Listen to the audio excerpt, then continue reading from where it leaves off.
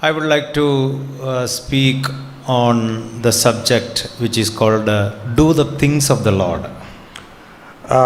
దేవుని పనులు చేయడం అనే అంశాన్ని గురించి నేను మీతో మాట్లాడాలని కోరుతున్నాను. Whenever I came here, I used to notice what you all are doing here. నేను ఇక్కడికి వచ్చిన దగ్గర నుంచి మీరు ఈ చేస్తున్న పనులన్నిటినీ నేను గమనిస్తూ ఉన్నాను. I do really appreciate you for, I know that you are doing so many things for the Lord, for this church and family. As a family also you are doing many things. మీరు దేవుని పరంగా కానీ సంఘ పరంగా కానీ కుటుంబ పరంగా కానీ అనేక పనులు చేస్తున్నారు. దానికి నేను మిమ్మల్ని అభినందిస్తున్నాను. But let us meditate and study what it means to do the things of the Lord. కానీ దేవుని పనులు చేయడం అంటే ఏంటో దాన్ని ధ్యానిద్దాం, దాని గురించి తెలుసుకుందాం. Doing God's things is our privilege. దేవుని కొరకు పని చేయడం మన భాగ్యం. We have to consider it as a privilege. అది దాన్ని మనం భాగ్యంగా భావించాలి. So in this session we are going to look into three aspects of it. దేవుని పని చేయడంలో కూడా 3 కోణాలను మనం ఈ సెషన్లో చూడబోతున్నాం. Who should do the things of the Lord? అసలు దేవుని పని ఎవరు చేయాలి? What is the meaning of the things of the Lord? Doing the things of the Lord. What is the meaning of it? దేవుని పని చేయడం అంటే అర్థం ఏంటి? And thirdly, how should we do it? మూడవదిగా అది ఎలా చేయాలి? So let us read a Bible verse, Zechariah chapter 3 verse 7. దీనికి గాను బైబిల్ తెరిచి జకర్యా గ్రంథం 3వ అధ్యాయం 7వ వచనాన్ని మనం చదువుదాం. జకర్యా 3:7 చదవండి. Thus says the Lord of hosts, if you will walk in my ways and if you will perform my service, then you will also govern my house and also have charge of my courts, and I will grant you free access among these who are standing here. సైన్యములకు అధిపతియగు యెహోవా సెలవిచ్చినదేమనగా, నా మార్గములలో నడుచుచు నేను నీకు అప్పగించిన దానిని భద్రముగా గైకొనిన ఎడల నీవు నా మందిరము మీద అధికారివై నా ఆవరణములను కాపాడువాడవగుదువు, మరియు ఇక్కడ నిలువబడు వారికి కలిగినట్లు నా సన్నిధిని నిలుచు భాగ్యము నీకిత్తును. Zechariah was a prophet doing ministry before the exile of Babylon. బబులోను చెరకు వెళ్ళక మునుపు జకర్యా దేవుని ప్రజలకు ప్రవక్తగా ఉన్నాడు. Zechariah was also a contemporary of Jeremiah. జకర్యా ఇర్మియాకు సమకాలికుడు. And Zechariah was prophesying about the upcoming judgment on his Jewish people. యూదుల మీదకి రాబోతున్న దేవుని శిక్ష గురించి జకర్యా ప్రవచించాడు. And also moreover Zechariah is concentrating on the work of the Lord. అదే సమయంలో దేవుని పని గురించి దృష్టి కలిగిన వాడు జకర్యా. And the Lord said to Joshua the high priest in this chapter this matter. ఆ విషయాన్ని గురించి ప్రధాన యాజకుడైన యెహోషువ గురించి దేవుడు చెబుతున్నట్లు జకర్యా రాస్తున్నాడు. And God said, listen Joshua the high priest, I want to tell you something. యెహోషువ, నీవు ప్రధాన యాజకుడవు, నేను నీతో ఒకటి చెప్పాలి, విను. You perform my service. నీవు నా సేవ చేస్తున్నావు. You govern my house. నీవు నా ఇంటి మీద అధికారిగా ఉన్నావు. You take the charge of my courts. నీవు నా ఆవరణాల మీద నువ్వు అధికారిగా ఉన్నావు. But here it says that you have to do my service, you have to perform my service, you take the charge of my court. That means you do my things. అంటే నీవు నా ఆవరణాల మీద కాపలాగా ఉన్నావు, నా పనులు చేస్తూ ఉన్నావు, ఇవన్నీ చేస్తున్నావు. దీని అర్థం ఏంటంటే నువ్వు నా పరిచర్యలో ఉన్నావు. If you carefully look this verse 7 again, 7వ వచనాన్ని మీరు జాగ్రత్తగా మరొకసారి పరిశీలిస్తే you will get the answer of our first point. మొదటి సంగతి దానికి జవాబుగా దొరుకుతుంది. Who should do the things of the Lord? దేవుని పనిని ఎవరు చేయాలి? It is written there, అక్కడ రాయబడింది, if you will walk in my ways. నా మార్గములలో నడుచుచు. those who walk in God's ways, they have to do the things of the Lord. దేవుని మార్గాలలో నడిచేవారే దేవుని పనులు చేయాలి.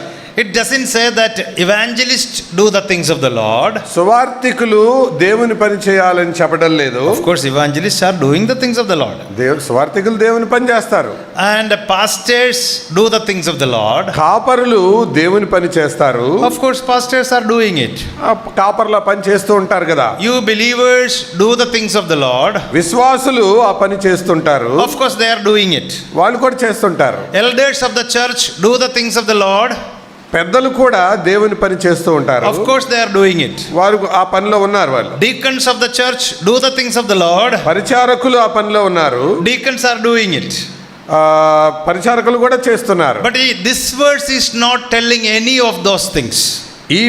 ఈ వచనం దాని గురించి మాట్లాడట్లా. This verse is telling that who is qualified to do God's things. ఈ వచనం చెప్పేది ఏంటంటే దేవుని పని చేయడానికి తగిన అర్హులు ఎవరు? Who supposed to do the things of God? దేవుని పనిను ఎవరు చేయాలి? Those who walk in the ways of the Lord. దేవుని మార్గాల్లో నడిచేవారు. You can do the things of the Lord, no problem. మీరు దేవుని పని చేయొచ్చు, సమస్య ఏం లేదు. But before you do anything for the Lord, దేవుని కొరకు మీరు ఏదైనా చేయబోయే ముందు you have to examine your life. నీ జీవితాన్ని నువ్వు పరీక్షించుకోవాలి. And you have to make sure that whether I am walking in the ways of the Lord. నేను దేవుని మార్గాల్లో నడుస్తున్నానో లేదో పరీక్షించుకొని అప్పుడు ఆ పని చేయాలి. If I am not walking in the ways of the Lord, నేను దేవుని మార్గాల్లో నడవకపోతే I should not do the things of the Lord. నేను దేవుని పని చేయకూడదు. God hates it. దేవుడు దాన్ని ద్వేషిస్తాడు. So whatever you do in this church, ఈ సంఘములో మందిరములో మీరు ఏం చేసినా, you may be doing many things. మీరు చాలా పనులు చేస్తున్నారు. I appreciate your doings. మీరు చేయడాన్ని బట్టి నేను మిమ్మల్ని అభినందిస్తున్నాను. But this is very important. కానీ ప్రాముఖ్యమైన సంగతి, Be careful before you do the things. దేవుని పని చేసేటప్పుడు చాలా జాగ్రత్త. It is good that you do many things in the church. సంఘములో మీరు ఆయా పనులు చేయడం అవసరమే. If you do something for the Lord, దేవుని కొరకు కొన్ని విషయాలు చేసేటప్పుడు you should have a quality to do that thing. ఆ పని చేయడానికి తగిన అర్హత కలిగి ఉండాలి. You know, when you read Acts chapter 7, అపోస్తల కార్యాలు 7వ అధ్యాయాన్ని మీరు చూస్తే, please take that Acts chapter 7. అపోస్తల కార్యములు 7వ అధ్యాయం. There we read about an election or choosing some people to serve on tables. 6th chapter. Okay, sorry. Chapter 6. అపోస్తల కార్యాలు 6వ అధ్యాయములో బల్లల దగ్గర పని చేయడానికి కొంతమందిని ఎన్నుకున్నట్లు మనం చూస్తాం. They are being chosen not to preach. వారు బోధించడం కొరకు ఏర్పరచుకొనబడలేదు. It is written there, they are being chosen to serve on table. వారు బల్లల దగ్గర పరిచర్య చేయడానికి వాళ్ళు ఎన్నుకొనబడ్డారు. Please read verse 1 onwards. 1వ వచనం నుంచి. ఆ దినములలో శిష్యుల సంఖ్య విస్తరించుతున్నప్పుడు అనుదిన పరిచర్యలో తమలోని విధవరాలను చిన్నచూపు చూసిరని హెబ్రీయుల మీద గ్రీక్ భాష మాట్లాడు యూదులు సనగసాగిరి. అప్పుడు 12 అపోస్తలు తమ యొద్దకు శిష్యుల సమూహమును పిలిచి, మేము దేవుని వాక్యము బోధించిన మాని ఆహారము పంచిపెట్టుట యుక్తము కాదు. కాబట్టి సహోదరులారా, ఆత్మతోనూ జ్ఞానముతోనూ నిండుకొని మంచి పేరు పొందిన 7 మనుషులను మీలో ఏర్పరచుకోండి. మేము వారిని ఈ పనికి నియమితము. అయితే మేము ప్రార్థన యందును వాక్య పరిచర్య యందును ఎడతెగక విందుమని చెప్పింది. Okay, it is told there that these people are chosen for serving food on table. ఇక్కడ ఆహారము పంచిపెట్టడానికి బల్లల దగ్గర ఈ ప్రజలు, ఈ గుంపు ఏర్పరచబడ్డారు. Because while disciples were increasing in number, ఎందుకంటే శిష్యులు సంఖ్యలో విస్తరిస్తూ ఉన్నారు. there arose a complaint.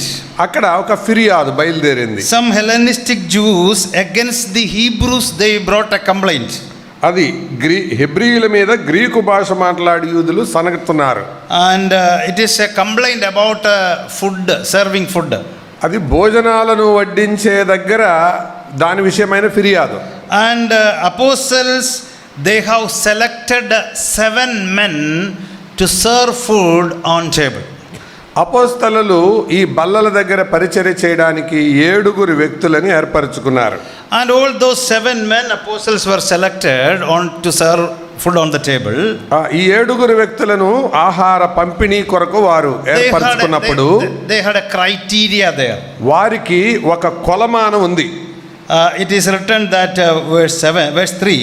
3వ వచనం, Therefore, brethren, select from among you 7 men of good reputation, full of the Spirit, full of wisdom, and we may put in charge of this task. సహోదరులారా, ఆత్మతోనూ జ్ఞానముతోనూ నిండుకొని మంచి పేరు పొందిన 7 మనుషులను మీలో ఏర్పరచుకొనుడి. See, to serve food on the table, బల్ల మీద భోజనం పెడడానికి, that is a church matter. అది సంఘం యొక్క పని. That is also doing the things of the Lord. అది కూడా దేవుని పని చేయడమే. You know, sweeping the church hall is doing the things of the Lord. మందిరాన్ని ఓడవడం దేవుని పనిలో భాగం. Distributing the song book and things is things of the Lord. ఆ పాటల పుస్తకాలు పంచిపెట్టడం అది దేవుని పనిలో భాగం. Whatever you do regarding this church is the things of the Lord. మందిరానికి సంబంధించిన ఏ పనైనా కూడా అది దేవునికి సంబంధించిందే. And serving food in different meetings is also the things of the Lord. అది దేవుని ఆహారాన్ని పంచిపెట్టడం ఆయా కూడికలలో, అది కూడా supplying water, doing the things of the Lord. నీళ్లు అందించడం, అది కూడా దేవుని పనే. So everything is doing the things of the Lord. ప్రతిదీ కూడా దేవుని పనితో ముడిపడి ఉంది. So if you do the things of the Lord, దేవుని పని మీరు చేస్తే you need to have some qualifications. మీకు కొన్ని అర్హతలు ఉండాలి. That's what Bible says. అదే బైబిల్ చెప్తుంది. And also here in Acts chapter 6, అపోస్తల కార్యాలు 6వ అధ్యాయంలో look at what are the qualifications they needed. వారికి అవసరమైన అర్హతలు ఏంటో ఒకసారి చూడండి. They have to be full of wisdom and full of knowledge, full of Holy Spirit. వారు ఆత్మతోనూ జ్ఞానముతోనూ వివేకంతోనూ నిండుకున్న వారై ఉండాలి. They should be of good reputation. వారు మంచి పేరు పొంది ఉండాలి. So these are the qualities needed even for serving the food.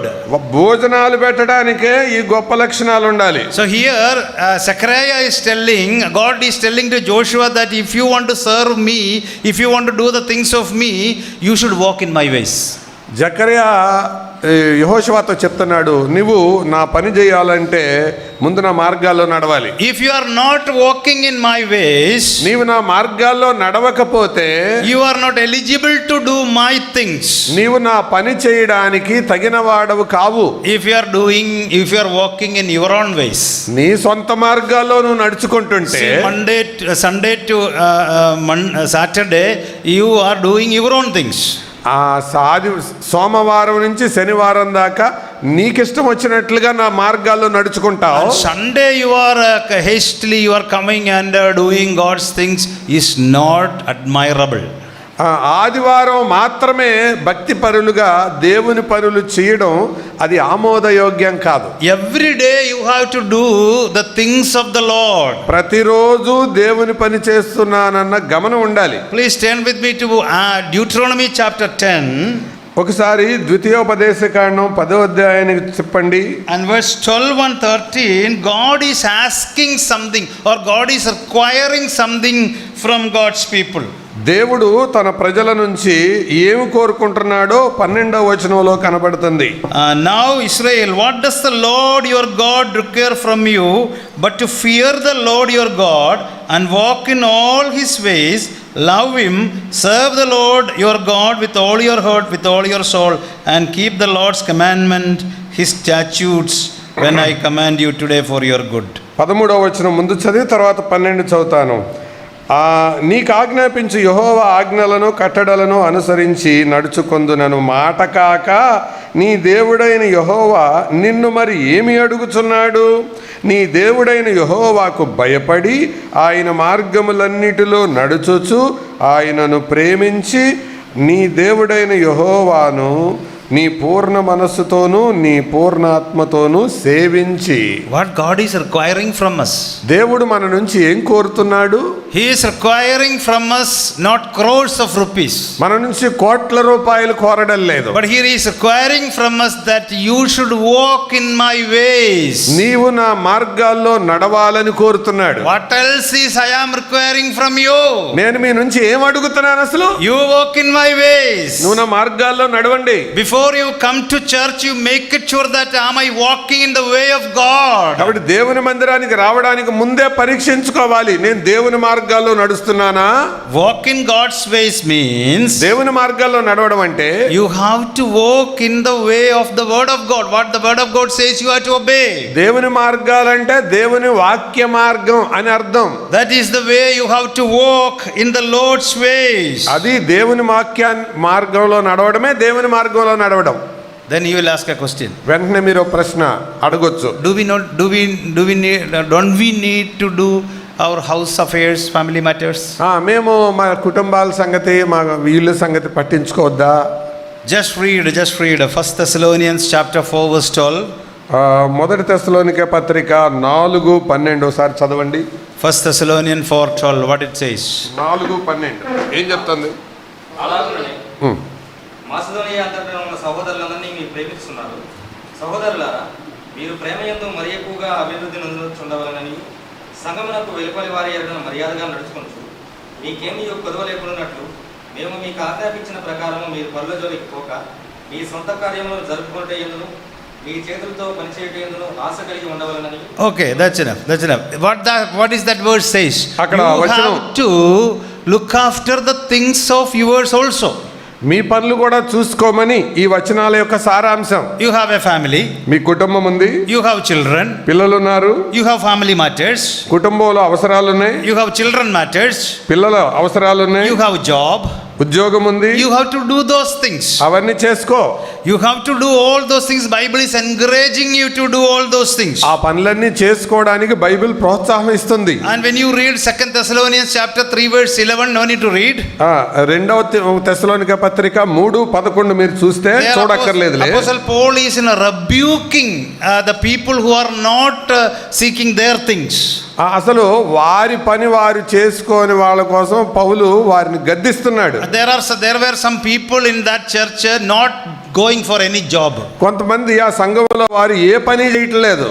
And they are simply sitting in their house, not going for any job. ఇంట్లో కూర్చుంటున్నారు, పనేమీ చేయట్లేదు. See, Paul is admonishing them that you should not do like that. You have to go for your job.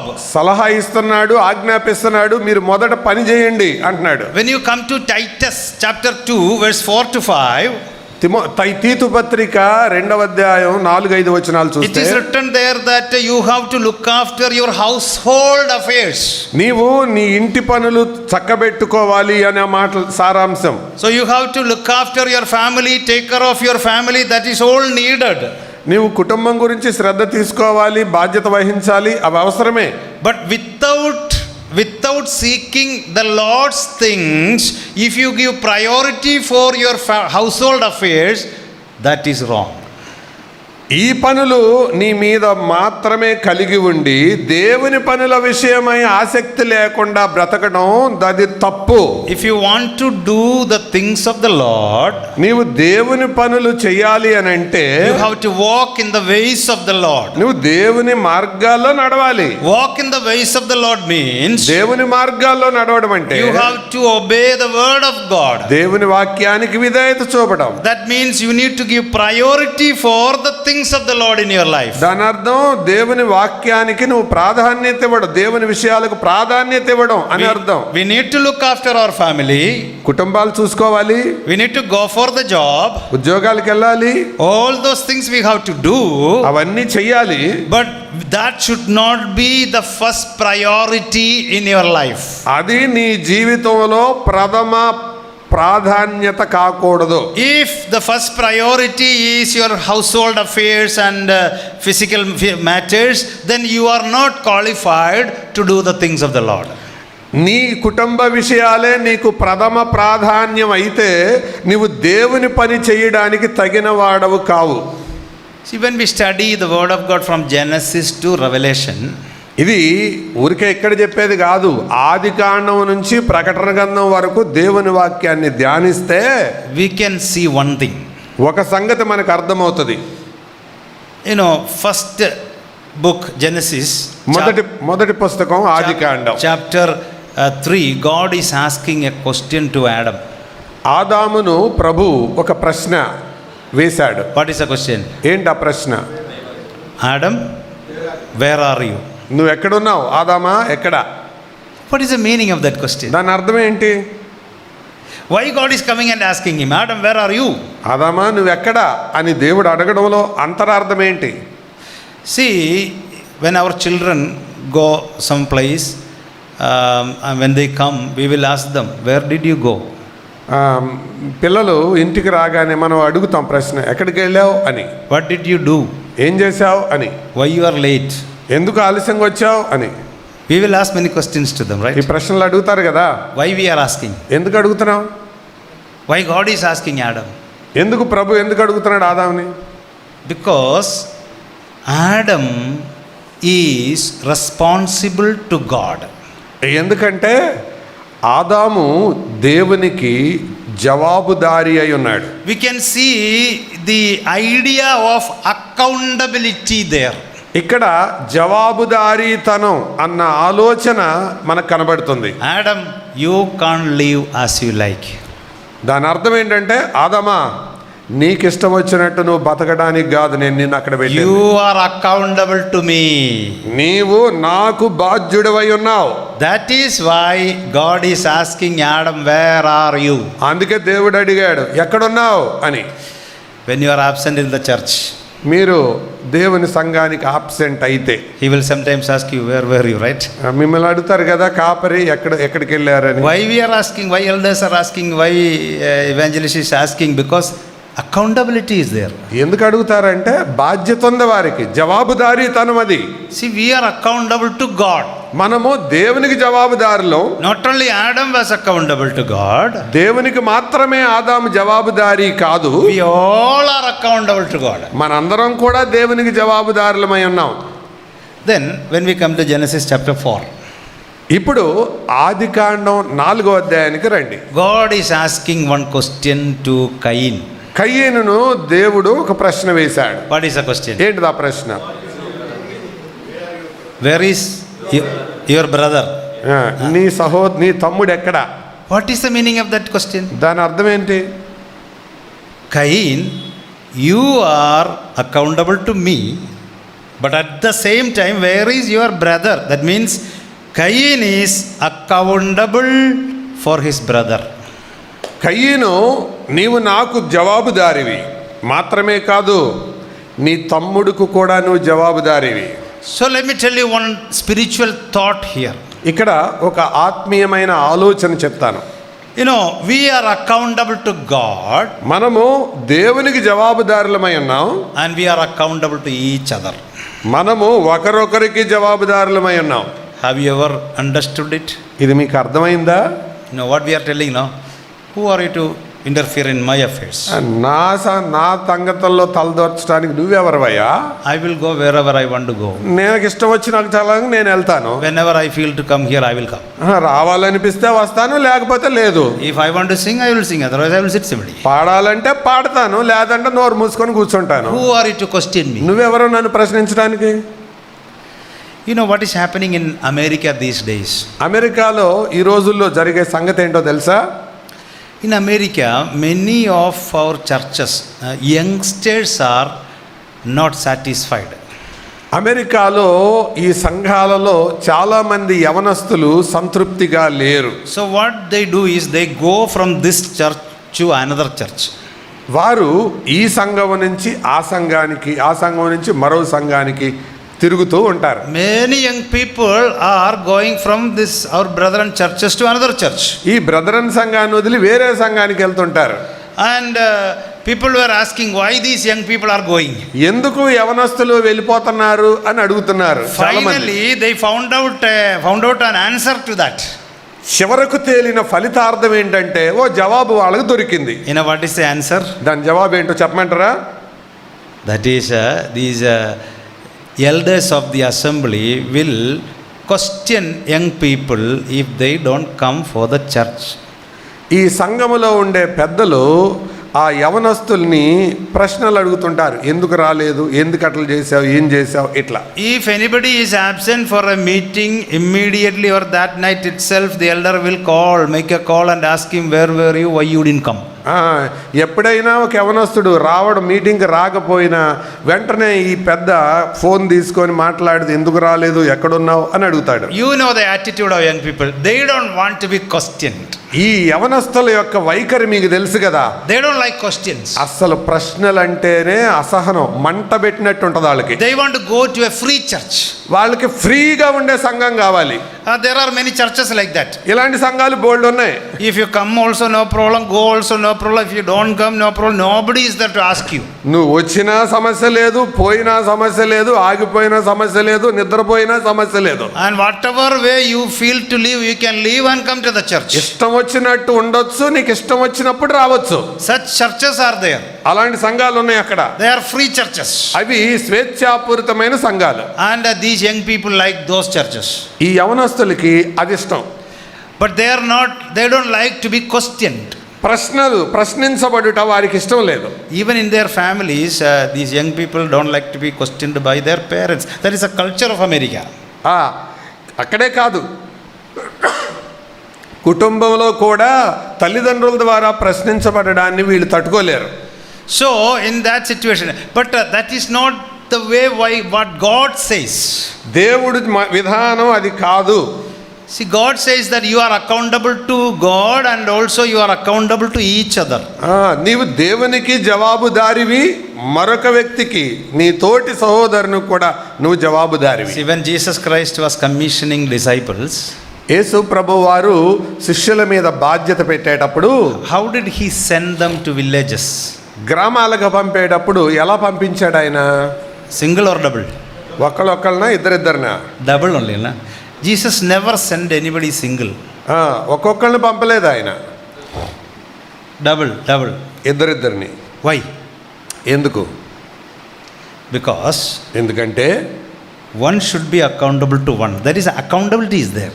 ఒకరు మరొకరికి జవాబుదారీ అయి ఉన్నారు. That's why Jesus is sending 2 by 2. అందుకనే ఇద్దరిద్దరిని పంపిస్తున్నాడు. Even look at Jesus. యేసు ప్రభుని కూడా చూడండి. He is not doing alone any ministry. ఆయన పరిచర్యలో తనంతట తాను వెళ్ళటల్లా. He has disciples with him. ఆయన తనతో పాటు శిష్యులను కలిగి ఉన్నాడు. Wherever he goes, he takes disciples with him. ఆయన ఎక్కడికి వెళ్ళినా శిష్యులతో కలిసి వెళ్ళేవాడు. And he is also teaching the accountability, doctrine of accountability there. ఆయన జవాబుదారీతనం అనే సిద్ధాంతాన్ని బోధిస్తున్నాడు. You know, in some churches, I heard that may be an extreme thing, but I heard that in some Pentecostal churches, they will require the salary certificate. నేను కొన్ని సంఘాల గురించి విన్నాను. ఆ సంఘంలో కొంచెం అది అతిగా అనిపిస్తుంది, కానీ అసలు వాళ్ళ శాలరీ సర్టిఫికేట్ కూడా అడుగుతారు. If you want to be the member of that church, you first of all you have to give your salary certificate there, because the pastor wants to know how much salary you are getting, and in accordance with he has to decide the tithe. ఆ pastor గారికి salary certificate చూపించాలి. దాన్ని బట్టి అసలు నువ్వు సరిగ్గా అందులో దశంభాగం తీస్తున్నావా లేదా అని కూడా ఆయన పరీక్షించి ఆ తర్వాత సంఘ సభ్యత్వం ఇస్తారు. You know, one day one pastor was doing the house visiting, Pentecostal pastor. ఆయన మన సంఘం కాదులేండి, మరో సంఘం పాస్టర్ గారు ఆయన హౌస్ విజిటింగ్కి వెళ్ళాడు. When he went to one house, he saw 300 plantain banana. Yeah. That plant, it is there, and 300 bunch of banana is there. ఆయన ఒక ఇంటికి సందర్శనానికి వెళ్ళినప్పుడు అక్కడ 300 కాయలున్న గెల బనానా అక్కడ ఉంది, అరటికాయ. He was a farmer cultivating banana. అతడు అరటికాయలు పండించే రైతు. And then the pastor, by looking at it, and said, next week you have to take all these things to all banana to market, right? నువ్వు వచ్చే వారం ఈ అరటికాయలన్నీ మార్కెట్కి తీసుకెళ్తావు కదా. The tithe definitely should come to the church, okay? దాంట్లో ఆ అరటికాయలో దశంభాగం సంఘానికి రావాలి కదా. Then that man told the pastor one thing. అప్పుడు ఆ మనిషి పాస్టర్ గారితో ఇలాగన్నాడు, if it is like that, I will go to Brethren church. ఒకవేళ ఇదే అయితే కనుక నేను బ్రదరన్ సంఘానికి వెళ్తానండి అన్నాడు ఆయన. See, what I told is, in some Pentecostal churches, they want to get their salary certificate also. అంటే కొన్ని సంఘాలలో ఇది ఒత్తిడి చేసి చెప్తారు, శాలరీ సర్టిఫికేట్ కూడా చూపించమని. Here we are not asking you salary ఇక్కడ మనం certificate. ఏం అడగట్లేదు మీ శాలరీ ఎంత, మీ సర్టిఫికేట్ చూపించండి అని. But this is very true to the word of God that we are accountable to each other. కాదు, నేను చెప్పదలిచిన సంగతి ఏంటంటే దేవుని విషయంలో, దేవుని వాక్య విషయంలో ఇది వాస్తవం. In our assemblies in Kerala, our churches in Kerala, we have a practice. మా సంఘాలలో ఒక వాడుక ఉంది. If one Sunday one person is absent, ఒక ఆదివారం ఒక సహోదరుడు మందిరానికి రాకపోతే, when they come next Sunday to the church, ఆ తర్వాత వారం తన చర్చికి వస్తే they have to stand up and say a word that last week I was there in some place, or I was sick, or I was in hospital, or whatever it may be, and this week I am happy to participate from the Lord's table. అతను లేచి నిలబడి పోయిన వారం నేను ఎందుకు రాలేదో, ఎక్కడికి వెళ్ళాడో జవాబు చెప్పి, తర్వాత ప్రభు బల్లలో పాలు పంపులు పొందడానికి నేను సంతోషిస్తున్నానని చెప్పాలి. ఈ ఆలోచన ఆయన నాతో చెప్పలా, ఇది నాకు ఉంది, మనం కూడా నెక్స్ట్ తర్వాత అమలు చేయబోతున్నాం దీన్ని. Why we are doing it? Because it shows the accountability. ఎందుకంటే ఇది జవాబుదారీతనం. Because everyone should know that where I went last Sunday. అంటే అందరికి తెలియాలి పోయిన వారం నేను ఎక్కడికి వెళ్ళాను. And actually the believers should know everything about it. For example, what I am doing, what is my job, where I am doing, what I am doing, where I am going. These things our fellow believers should know. They have the freedom to know it. నేను ఏం చేస్తున్నాను, ఎక్కడికి వెళ్తున్నాను, ఏం చూస్తున్నాను, సమయం ఎలా గడుపుతున్నాను, ఇవన్నీ నా తోటి సహోదరులకు తెలియాలి. In the family also the accountability is very important. కుటుంబంలో కూడా జవాబుదారీతనం చాలా ప్రాముఖ్యం. In some houses we will go and ask the wife, where is your husband? మీరు కొన్ని స్థలాల్లో కొన్ని ఇళ్ళకి వెళ్ళి మీ భర్త ఎక్కడండి అని అడిగితే, I don't know, morning he went outside, I don't know where he went. ఆవిడ ఇలా చెప్తుంది, ఉదయం వెళ్ళాడండి, ఎక్కడికి వెళ్ళాడో నాకు తెలియదు, I don't know when he will come. ఎప్పుడు వస్తాడో కూడా తెలియదండి. This is the answer of some wives. కొంతమంది భార్యల జవాబు అది. Sometimes some wives will go out of the house without informing the husband. కొన్నిసార్లు భార్యలు కూడా భర్తలకు చెప్పకుండా బయటికి వెళ్ళిపోతారు. Sometimes children are having no accountability in the house. They go as they like and they come back to the house as they like. కొన్నిసార్లు పిల్లలు కూడా తల్లిదండ్రులతో చెప్పకుండా వాళ్ళు ఇష్టం వచ్చినట్టు వెళ్ళిపోతారు, ఇష్టం వచ్చినప్పుడు వస్తారు. See, we have to be accountable to our wives. మనం మన భార్యలకు జవాబుదారులమై ఉన్నాం. Even not only Jesus sent 2 by 2. యేసు ప్రభు వారు ఇద్దరిద్దరిని పంపడం మాత్రమే కాదు. If you check Bible, you can see that Moses and Aaron. See, 2 by 2. బైబిల్లో కూడా మీరు వాళ్ళే కాదు, మీరు బైబిల్లో గమనిస్తే మోషే, అహరోను, Joshua and Caleb. యెహోషువ, కాలేబు. See, Daniel and his friends. దానియేలు తన స్నేహితులు. Paul and Barnabas. Then sometimes Paul and Silas. Paul, Timothy. పౌలు, బర్నబా, పౌలు, శీల, పౌలు, తిమోతి. Peter and పేతురు, John James. పేతురు, యోహాను, యాకోబు. See, this is the pattern in the Bible. బైబిల్లో ఉన్న పద్ధతి అది. Why this pattern? ఎందుకదా పద్ధతి? It is talking about the accountability. ఇది జవాబుదారీతనం గురించి నొక్కి వక్కాణించే సంగతి. We are accountable for our words. మనం మన మాటల విషయమై జవాబుదారులం. We are accountable for our deeds. మన పనుల చర్యల విషయంలో జవాబుదారులం. We are accountable for our thoughts. మన ఆలోచన విషయంలో మనం జవాబుదారులం. We are accountable to God. మనం దేవునికి జవాబుదారులం. We are accountable to others. మనం ఇతరులకు జవాబుదారులం. We are accountable to the church leaders. సంఘ నాయకులకు మనం జవాబుదారులం. Even we are accountable to unbelievers.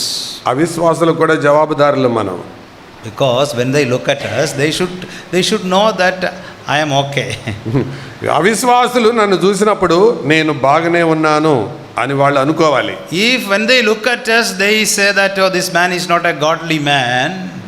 ఒకవేళ ఒక అవిశ్వాసి నిన్ను చూసి ఈ మనిషి దేవుని భక్తి కలిగిన మనిషి కాదు అని గనక అనుకుంటే, see, we are accountable to unbelievers also. నీవు అవిశ్వాసికి కూడా జవాబుదారివై ఉన్నావు. We are accountable to the government. ప్రభుత్వానికి మనం జవాబుదారులం. So we are accountable people. మనము జవాబుదారులైన ప్రజలం.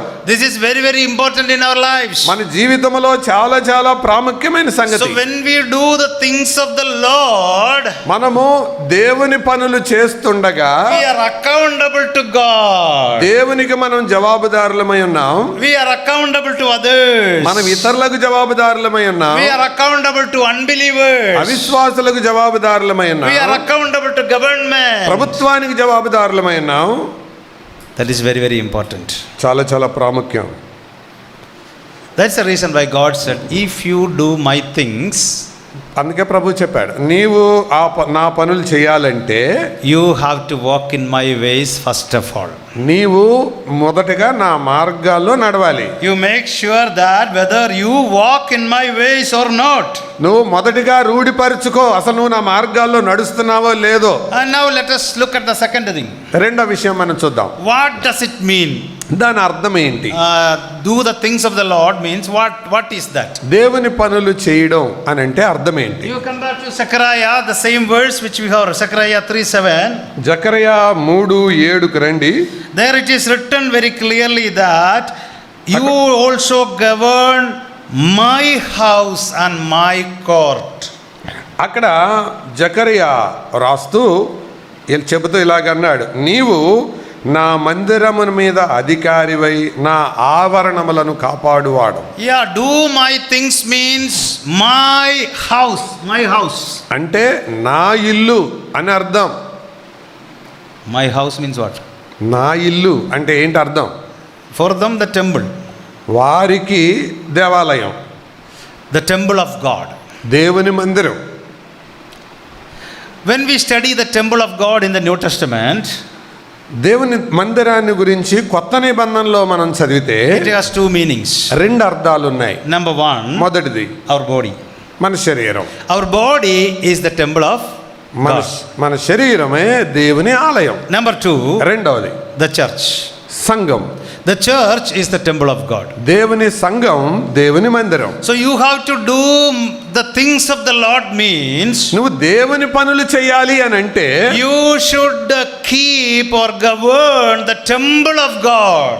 నువ్వు దేవుని You should govern the temple of God. అంటే దేవుని మందిరం మీద ఏలుబడి చేయాలి, That means అధికారివై ఉండాలి. that means the temple of God, first of all, that is my body. అంటే దేవుని మందిరం మీద అధికారివై ఉండటం అంటే దాని అర్థం మొదట నా శరీరం మీద నేను అధిపతిగా ఉండాలి, అదుపు ఉండాలి. Secondly, the church. రెండవదిగా దేవుని సంఘం. Let me tell you about the church first of all. మొదటిగా సంఘాన్ని గురించి చెప్పనివ్వండి. The previous book, Haggai, దీనికంటే ముందున్న పుస్తకం హగ్గయి. when we come to Haggai chapter 1, హగ్గయి 1వ అధ్యాయానికి వస్తే you know what do they say? ఏం చెప్తున్నారు వాళ్ళు?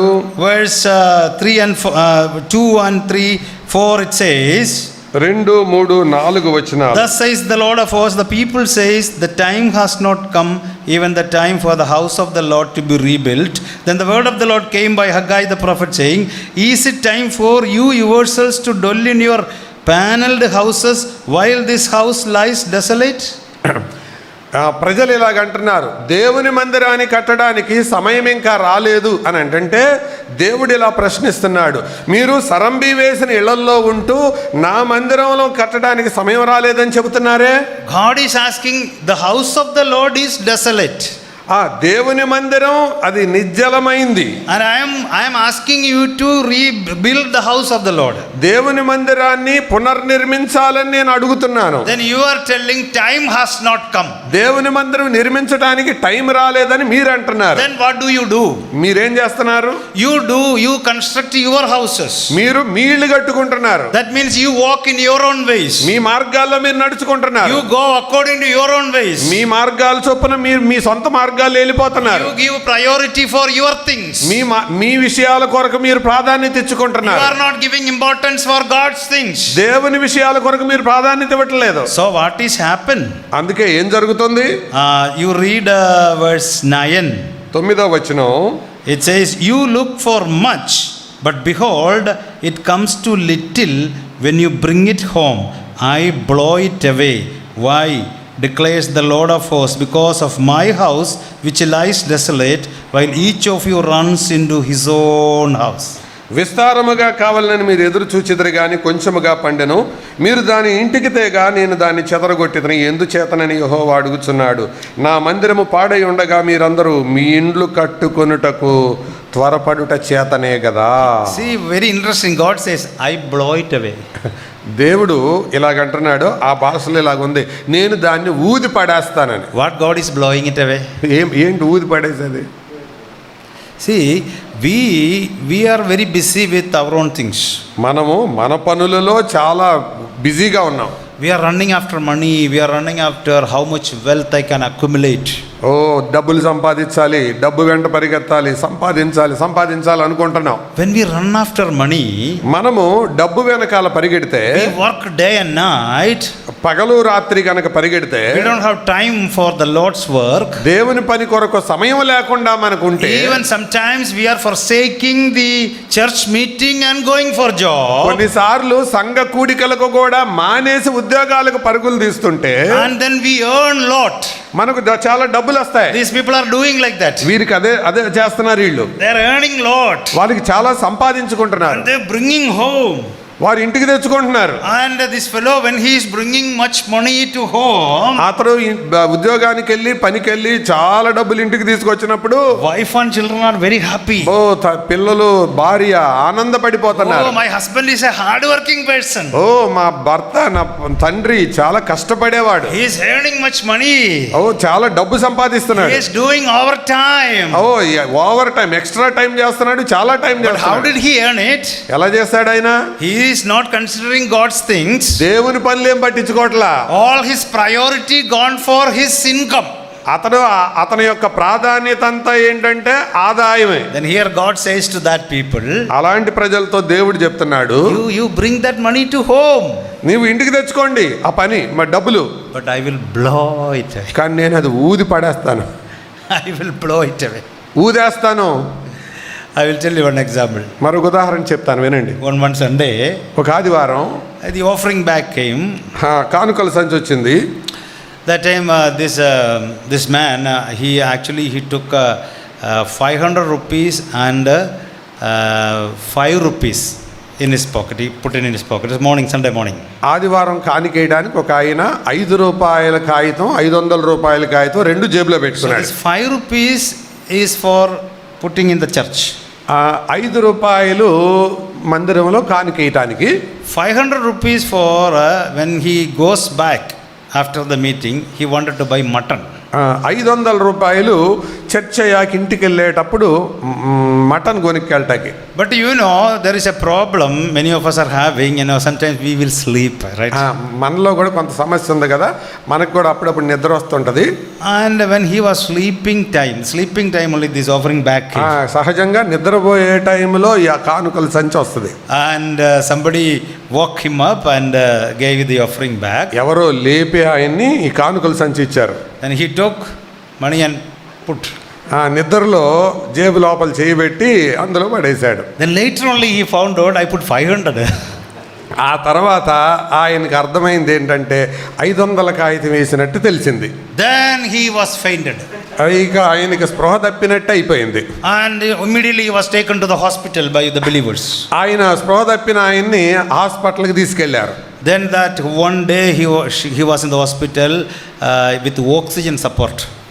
ఆక్సిజన్ పెట్టి రోజంతా ఆయన హాస్పిటల్లో పెట్టారు. Next day he got discharged. రెండో రోజు ఆయన డిశ్చార్జ్ అయ్యాడు. The bill came. బిల్ వచ్చింది 25,000 rupees. 25,000.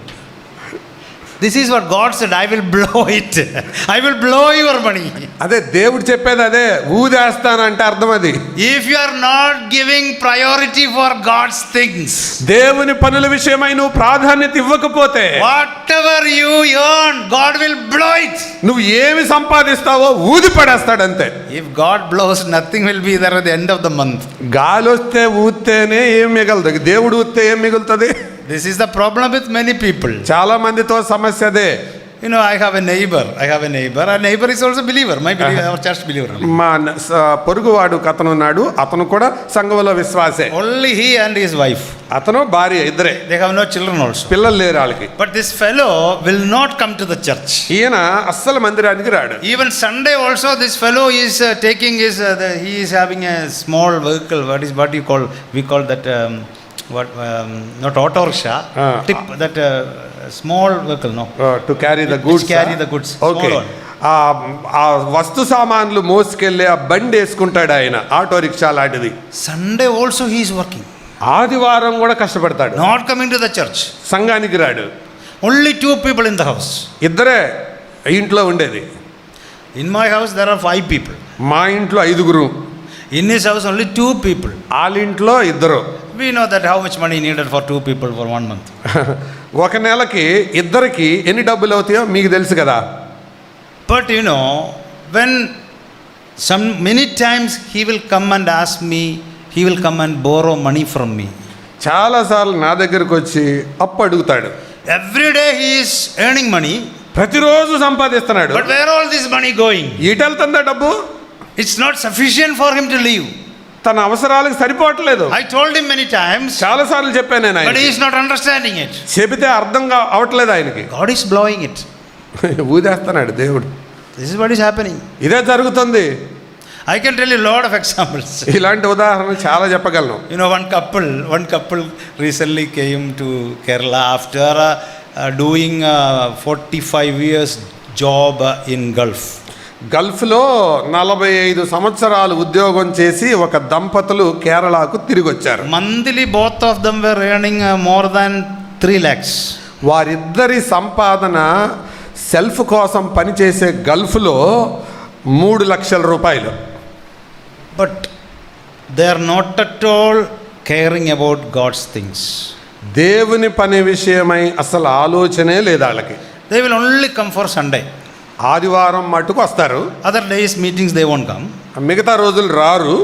And even if they wanted to give something for the Lord, they won't give. They give just 10 rupees, 50 rupees, like that only. ఒకవేళ దేవుడికి ఇవ్వాల్సి వస్తే 10 రూపాయలు, 50 రూపాయలు. But they have a good bank balance. కానీ బ్యాంకులో సంపూర్తిగా డబ్బులు ఉన్నాయి వాళ్ళకి. Recently one thing happened in that house. ఈ మధ్య వారికి ఒక సంగతి జరిగింది. You know, after coming here, they started staying in their house. ఇక్కడికి వచ్చిన తర్వాత వారు ఒక ఇంట్లో ఉంటున్నారు. The problem is, every time they will put on the motor and water. They will put on the motor and the water will pump. అది వారు నీళ్లు రావడానికి ఒక మోటార్ వేసుకుంటారు. When it is overflowing, they will switch off. అది tank నిండి పొర్లి పారేటప్పుడు switch ఆపేస్తారు. Within half an hour, water will finish. అదే అర్ధ గంటలో నీళ్ళు అయిపోతున్నాయి. They are not using much water. Only this husband and wife only. భార్యాభర్త ఇద్దరే, నీళ్లు పెద్దగా వాడకం లేదు, అర్ధ గంటలు అయిపోతున్నాయి. They don't know where this water is going. అరే పొద్దున ట్యాంకు నింపుతున్నావు, ఏమవుతున్నాయి నీళ్ళన్నీ? And they told me, brother, this is our problem. Is there any plumber? అయ్యా మీరు నాతో చెప్పారు, మా సమస్య ఇది, ఎవరైనా కొంచెం పంపులు బాగు చేసేవాడిని పిలవండి అని. Yeah, I sent one plumber. నేను ఒక పంపులు బాగు చేసాయని చెప్పాను. That plumber checked everywhere. ఆయన అన్ని స్థలాలు పరీక్షించాడు. Even they broke the ground and they checked every pipe. భూమి కూడా తవ్వి పైప్ ఎలాగుందో కూడా చూశాడు. They couldn't find out the problem. ఎక్కడ కారణం దొరకలా. Then he brought another plumber. ఇంకొక పంపులు బాగు చేసి ఆయన పిలిచాడు. That plumber also came and checked everywhere. అతను అన్ని కనెక్షన్లు చూశాడు. They couldn't find out any problem. అతనికి ఏ సమస్య కనపడలా. But whenever they pump, within half an hour water will finish. కానీ మోటార్ వేసిన తర్వాత అర్ధ గంటకి నీళ్లు మొత్తం అయిపోతాయి. 4 plumbers came and checked everywhere. 4 బాగు చేసే వాళ్ళు వచ్చి పరీక్షించారు, ఏ లోపం కనపడలా వాళ్ళకి. Nobody could find out any reason. ఇప్పుడు దాకా కారణం దొరకలా. There is no leak. ఎక్కడ లీక్ కూడా అవట్లా. Then they don't know, plumbers also don't know. వాళ్ళకి అర్థం అవట్లా, బాగు చేయడానికి వచ్చిన వాడికి అర్థం అవట్లా. Then the one plumber told, let us do one thing. అప్పుడు వాళ్ళల్లో ఒక బాగు చేసే అతను ఇలా చెప్పాడు, let us cancel all the old connection. అతను ఏమన్నాడంటే ఇది వరకు ఉండే పాత కనెక్షన్లన్నీ కత్తిరించేద్దాం, and then let us put a new connection outside the house. అది అందరికీ కనపడేలాగా కొత్త కనెక్షన్ ఇంటి మీదగా గోడల మీదగా వేద్దాం అనుకున్నారు. Then the problem is solved. అప్పుడు సమస్య పరిష్కారం It అవుతుంది. was a big house. అది పెద్ద ఇల్లు, They had to spend 3 lakhs. దానికోసం 3 లక్షలు చెల్లించారు. Myself and my wife, we were discussing about it. నేను నా భార్య ఇద్దరు దాని గురించి మాట్లాడుకుంటున్నాను. Then my wife told one thing. అప్పుడు నా భార్య ఇలాగంది, It is maybe because these people are not giving to God what they wanted to give. It is because of that God wanted to spend their money somehow in this way. వారు దేవునికి ఇవ్వవలసిన మోతాదులో ఇవ్వటం లేదు కాబట్టి మరొక దారిలో చెల్లించడానికి దేవుడు వాళ్ళకి మార్గం చేశాడు అని చెప్తారు. According to this verse, if we say, we can say God has blown it, 3 lakhs blown it. ఈ భాషలో చెప్పుకోవాలంటే దేవుడు దాన్ని ఊదేశాడు. God has blown that 25,000 rupees one Sunday. ఒక్క ఆదివారం 25,000 ఊదేశాడు. See, God says, you bring, but I will blow it. నువ్వు తెచ్చుకో, నేను ఊదేస్తాను. Why? Because you people say that I have no time for God's things. I have time only for my things. నాకు నా పనుల కోసమే సమయం సరిపోవట్లేదు, నీ పనుల కోసం ఎక్కడుంది అని కదా మీరు చెప్తున్నారు. So you have to do the things of God. కాబట్టి మీరు దేవుని పనులు చేయండి. See, look at Christ. యేసు ప్రభువుని చూడండి. What Christ is doing for the church. ప్రభువారు సంఘం కొరకు ఏం చేశాడు? Ephesians chapter 5 we read. ఎఫెసీ పత్రిక 5వ అధ్యాయం. Christ died for the church. సంఘం కొరకు ఆయన చనిపోయాడు. Christ is cherishing and nourishing the church. క్రీస్తు సంఘమును పోషించి సంరక్షించుచున్నాడు. See, 3 things Christ did. 3 సంగతులు చేశాడు ఆయన. Christ died for the church. సంఘం కొరకు చనిపోయాడు. Christ cherished the church and nourished the church. సంఘమును పోషిస్తున్నాడు, సంరక్షిస్తున్నాడు. We read in Ephesians chapter 5, right? ఎఫెసీ 5లో మనం చదువుతాం కదా. That is in connection with the family. అది కుటుంబం నేపథ్యం. అది Husband should cherish and nourish wife. భర్త తన భార్యను పోషించి సంరక్షించవలసిన వాడై ఉన్నాడు. And we have to cherish and nourish our children also. మన పిల్లలను పోషించాలి, సంరక్షించాలి కూడా. Why we are cherishing and nourishing our wife and children? ఎందుకు మన భార్యను పిల్లలను పోషించి సంరక్షించాలి? Why do we do? ఎందుకు చేయాలి అది? Because of our love. We love them. ఎందుకు మనం వారిని ప్రేమిస్తున్నాం కాబట్టి. We love them. That is because we are cherishing and nourishing our wife. వారిని మనం ప్రేమిస్తున్నాం కాబట్టి పోషిస్తున్నాం, సంరక్షిస్తున్నాం. Why God is cherishing and nourishing the church? సంఘాన్ని ఆయన ఎందుకు పోషించి సంరక్షిస్తున్నాడు? Because He loves the church that much. ఆయన సంఘాన్ని అంత ప్రేమిస్తున్నాడు. How much the Lord is loving the church? దేవుడు సంఘాన్ని ఎంత ప్రేమిస్తున్నాడు? How much God is valuing the church? దేవుడు సంఘానికి ఎంత విలువిస్తున్నాడు? I purchased this church with my blood. నేను ఈ సంఘమును నా స్వరక్తం ఇచ్చి సంపాదించాను. Let me ask you, what is the value you are giving to the church? నేను మిమ్మల్ని ఒక ప్రశ్న అడగనివ్వండి. సంఘానికి మీరు ఇచ్చే విలువ ఏంటి? What is the value God is giving? దేవుడు సంఘానికి ఇచ్చిన విలువ ఏంటి? His blood. రక్తం. How much is the price of His blood? ఆయన రక్తానికి విలువ ఏంటి? 1,000, 10,000, 10,000, 1 lakh, lakh, crores? Kota? We can't say, right? చెప్పలేం కదా. It is priceless. అది అమూల్యమైనది, వెల కట్టలేంది. That is very, very important. It is priceless. అది వెల కట్టలేనిది. If God is viewing or God is valuing the church as priceless, దేవుడు తన సంఘమును వెలకట్టలేని అమూల్యమైన దానిగా ఎంచితే, are we valuing the church as priceless? దేవుని సంఘాన్ని నువ్వు అంతే అమూల్యమైనదిగా నువ్వు ఎంచుతున్నావా? We are not valuing the church at all. అసలు సంఘం అంటే మనకి లెక్కే లేదు. It is something like a waiting shed. Waiting shed, bus waiting shed. Bus కోసం నీళ్ళలో నిలబడతారే, బస్ షెడ్, ఆ షెడ్ లాంటిది. How long we will stay in a waiting shed? Waiting షెడ్లో ఎంతసేపు ఉంటాం? Until the bus comes. Bus వచ్చేదాకే కదా. So we will come here and we look at the clock and until our bus comes, ఇక్కడికి వస్తాం, కూర్చుంటాం, గడియారం చూస్తాం, చెక్కేస్తాం. Children of Israel were walking in the wilderness by looking at the pillar of cloud and fire. కనాను యాత్రలో ఇశ్రాయేలు ప్రజలు మేఘస్తంభం వైపు చూస్తూ ప్రయాణించారు. But we are walking our Christian life in the church by looking at, where is the clock? Looking at the clock. After every song we will look once the clock or watch. మనమేమో మందిరం దగ్గరికి వచ్చి పాటకోసారి గడియారం చూడటం. When the preacher is preaching also we will look. ప్రసంగికుడు వాక్యం చెప్పేటప్పుడు గడియారం చూడటం. So we are looking at the clock and walking. మనం గడియారం చూస్తాం, బయటికి వెళ్ళిపోతాం. That is the difference between Israel and the church. సంఘానికి ఇశ్రాయేలీలకి తేడా అదే. How much we are valuing the church. సంఘానికి మనం ఇచ్చే విలువ ఏంటండి? Church is priceless for God because of his blood. ఆయన రక్తం ఇచ్చాడు కాబట్టి సంఘమును విలువ కట్టలేనిది. I have to give that priceless, that means value, precious. Church is precious. నేను కూడా సంఘమును అటువంటి ప్రశస్తమైన దానిగా వెంచాలి. Is church precious to us? దేవుని సంఘం మనకు ప్రశస్తమైందేనా? We have to be very careful in that. ఆ విషయంలో జాగ్రత్తగా ఉండాలి. So you have to govern, you have to keep my temple. నీవు నా మందిరాన్ని పరిపాలించాలి. So I'm going to stop it here because if I go to the next topic it will not get time.